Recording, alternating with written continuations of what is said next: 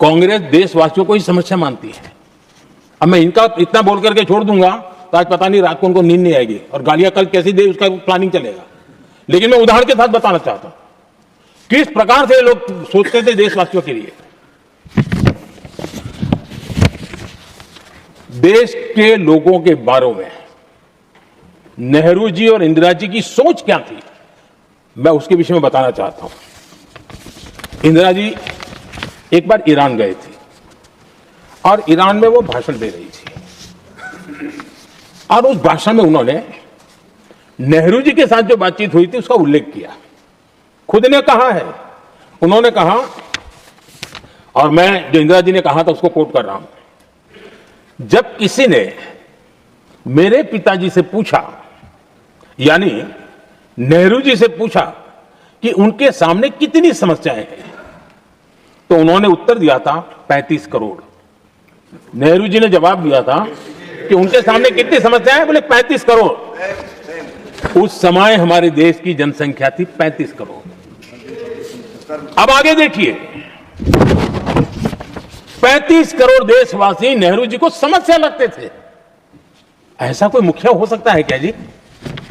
और इस बात का उदाहरण देते हुए इंदिरा जी ने आगे कहा कि आज देश की जनसंख्या 57 करोड़ है, इसलिए मेरी समस्याओं की संख्या भी उतनी ही बड़ी है। यानी पिताजी को 35 करोड़ समस्या वाले देशवासी लगते थे, अब 57 करोड़ उनको समस्या। कोई ऐसा हो सकता है जो अपने ही देशवासियों को समस्या माने? ये फर्क है उनकी सोच और हमारी सोच में, ये फर्क है उनके अप्रोच और हमारे अप्रोच में।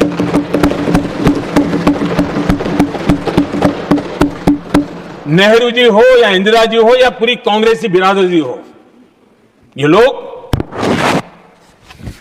भारत के लोगों को समस्या मानते हैं। आदरणीय सभापति जी, मेरे कई कोटेशन मिलेंगे। मैंने दुनिया के सामने कहा है, देश के सामने कहा है, और कहा है इसलिए नहीं, ये मेरा कन्विक्शन है। अरे चुनौतियां कितनी ही क्यों ना हो, 140 करोड़ समाधान हमारे पास है।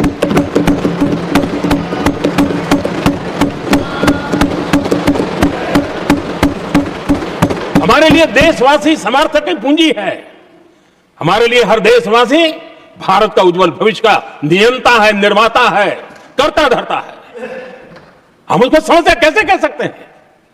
ऐसी सोच वाले लोग अपने परिवार का ही भला करेंगे और किसका करेंगे?